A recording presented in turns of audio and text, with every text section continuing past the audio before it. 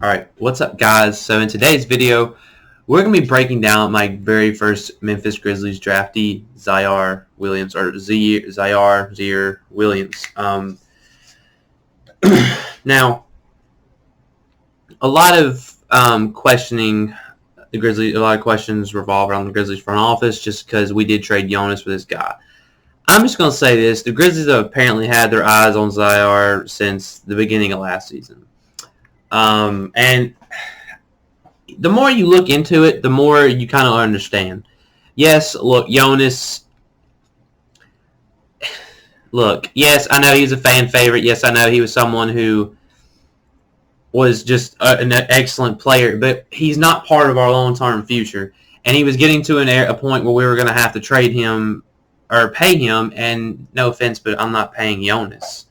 So that's kind of one reason why we traded him, and we moved up to the 10th pick, and we also got a future first, and we did get a decent center in Steven Adams. Now, a lot of people are even questioning the fact that we got Ziaire, but I want to say this. He went to Stanford. He only averaged 11 points, shot 28% for three, but he is a 6'10" small forward / shooting guard. I'm going to say this. You don't come across tall wings very often in the draft with his shot creation ability and his ability to hit difficult shots. You don't see that very often. And I think as a Grizzlies fan, we have to realize that this is something we've been needing. And this kid's about to turn 20 in October. We can take a chance on him, and he fits the timeline.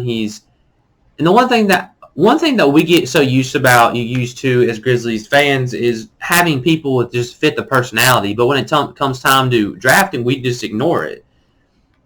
This kid wanted to come to Memphis. He knows that. Look, he knows the culture in Memphis, and he wants to be a part of that. He even said he would like to. The Grizzlies are one of the teams he wanted to come to.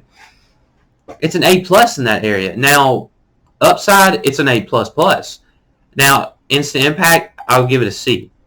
Because one, he's young, and his season at Stanford. Do not base your opinions off that. Please don't, because one, and I hate to use this as an excuse why, but it is true. Mentally, he had 2 deaths in his family, and I mean, can you imagine having 2 people pass away during your college season? Of course, you're not gonna be there. Secondly, Stanford's basketball program had a lot of COVID issues, meaning they had to stay in hotels. They didn't have their own home court. They never used their home practice facilities. And he even said it in today's press conference, you've never really known where you were going to be. And he was like, so how does it feel to have a home? And he's ecstatic to have it. So, guys, this is the type of player Memphis wanted. And I'm going to talk about this side note. I know there was a rumor stating that the Grizzlies and Kings had a trade and deal sending 9 and Bagley for Jonas. That didn't make sense either. Because one, Bagley would have wanted a big contract, and we needed a center because Jaren's not ready to man the 5. And even if we got the 9th pick, we probably would have taken Ziaire anyway. So I don't know why people are over here like, oh, well, so it's just like, calm down, people. We got a good center, a great young prospect, and we kind of set ourselves up for the future. Our contracts are a lot better now. Now, this year the cap situation is weird because of Bledsoe and Adams. I'll admit that. Bledsoe's not going to be on the team if that's a buyout or a trade. Adams, I think, will be on the team for at least half the season, and then we'll trade him. Right? And then I think Jaren or Xavier will man the 5. But I wanted to watch some of his highlights just to kind of give my overall thoughts about him. I did make a video on him, and I kind of mentioned that this is a guy that Memphis can take a swing on because we have so many young players. So we are actually going to get in this. So the first thing you'll notice, good form. I love his form. Dude, I hate ads. But I love his form. I love his. I just love it. I love his fundamentals on his shooting fundamentals, his shot mechanics. Especially at 6'10". I mean, that's crazy. And like that right there, that his shot creation, his ability to hit shot is now that's kind of like somebody I want as a Paul George. Like this is a guy who you can't. I hope in the future defenses can't go underneath screens of him. I love this play right here. A little hesitation. Oh yeah, that's the type of people we need in Memphis. These guys who are just unfair for opposing defenses. And now this. Like that, he's good off pick and rolls. He can get in the mid range, and he can get into his spots, and he can hit those shots. Which those are players you want. You want those guys who are just steady and just kind of play in their own pace. I mean, you can see here he's long. He's not the most athletic. I mean, I think with the ball he's not the most athletic. Without the ball, he's stupid athletic. I know it sounds weird, but it's true. See here, he's just a shooter. But that's really all you're going to need him to be, and he's passionate. As you can see, he's always clapping his hands. He's always yelling, and I think that's what you need.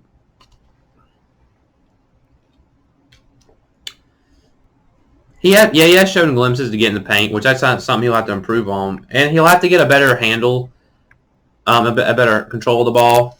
But, I mean, I definitely think this is a player that, oh my, he's good in transition, I'll say that. But this is a good complementary piece to Ja and Jaren, especially if he develops into something. He could be your third star. And look, I'm gonna say this: if Dylan is your third player, oh yeah, his pass, he has like Taylor Jenkins said it best. He has this potential playmaking ability, getting the passing lanes. This one surprised me. Little windmill dunk off with a two-handed windmill. That's crazy. But like in front of you, windmill, like kind of, yeah. It's almost like kind of a mini windmill double clutch. I don't know, but white boy, calm down. Always has his hands up. That's one thing I always like about any shooter is you always have your hands up. He's always has his head up, eyes up. So I like this. Stanford was good this year. This is nasty. His elbow at the rim. His elbow. He's at 6'10", guys. He's at 6'10". Okay, so I think you kind of get my reasoning why I think this kid has a lot of potential. Now, where do I think Ziaire will fit into the Grizzlies' rotation? Well, I think he'll have to earn it for sure. I think one way he can do it is by having a great summer league and just a great preseason and training camp.